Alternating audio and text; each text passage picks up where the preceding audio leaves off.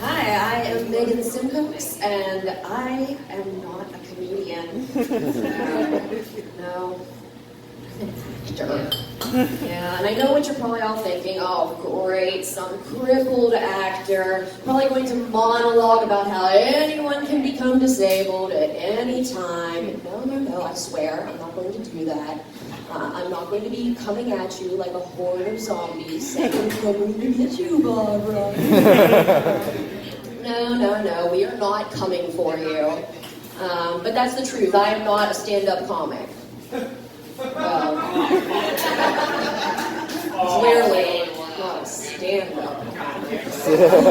But I bet the bar is relieved, though. They would have had to have changed all their marketing materials to, like, sit-down comedy night, or maybe stand-up optional. I don't know. But no, I was actually sent here by the Easter Seals people. It's not the first time they have set me up for disaster. Yeah, a few years ago they sent me to work at a phone bank, and they told me it was the Jerry Lewis Telethon. You remember that? Yeah. Well, it turns out it was actually the Suicide Prevention Hotline. Yeah. You know, I couldn't understand why I kept hearing gunshots every time I gave them my best highlighting. No, but you think that's bad.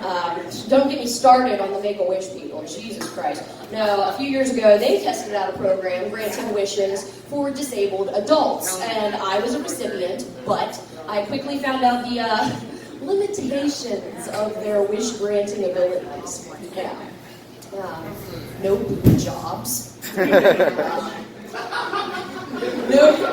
No champagne room service with Chippendales dancers. No smoking weed with Willie Nelson. Yeah, and no furry fetish fantasies.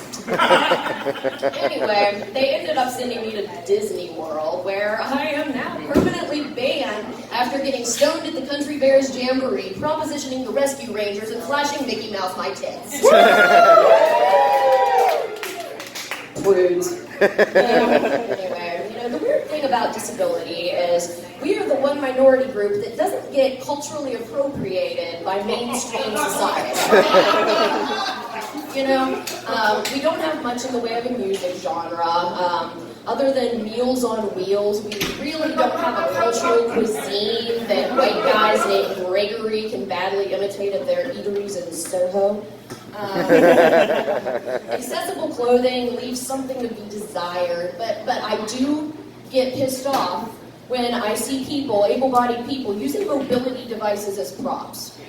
You do not get to do the "my cane is a dildo" bit, motherfucker. Stay in the lane, okay? That's ours.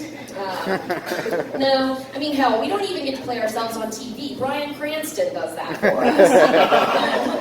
I know a lot of able-bodied people don't understand why that's detrimental, but let me just say, there's no amount of acting, training, or talent that could imbue a performance with the kind of subtle nuance that would be believable to somebody who actually has that disability. Yeah, for instance, a couple years ago, I went to go see a performance of Henry IV, and it was with a classically trained actor, world-class stuff. And the scene where the king has a seizure was downright offensive. Yeah, it was more believable when Vince McMahon did the Stone Cold Stunner on Monday Night Raw. We knew that was fake. No, but all this to say, I think most people just find disability to be unpleasant. And I can't tell you how many times I've had strangers come up to me and say, "Oh my God, if that happened to me, I'd probably just kill myself." Yeah. That is not the compliment. Tell me more about how I should off myself. You want a job at the Jerry Lewis Telethon? Jesus Christ. No. Most people, I think, just my existence is an uncomfortable reminder that these bodies we have are vulnerable to all kinds of trauma, and that terrifies people, and so they would rather just pretend we don't exist. But the fact is, next to women, we are the biggest minority group in the world. 25% of the population has a disability. And so unless you are killed or otherwise die suddenly, everyone in this room eventually will become disabled.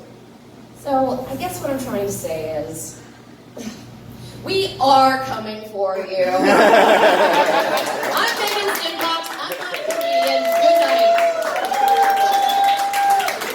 night.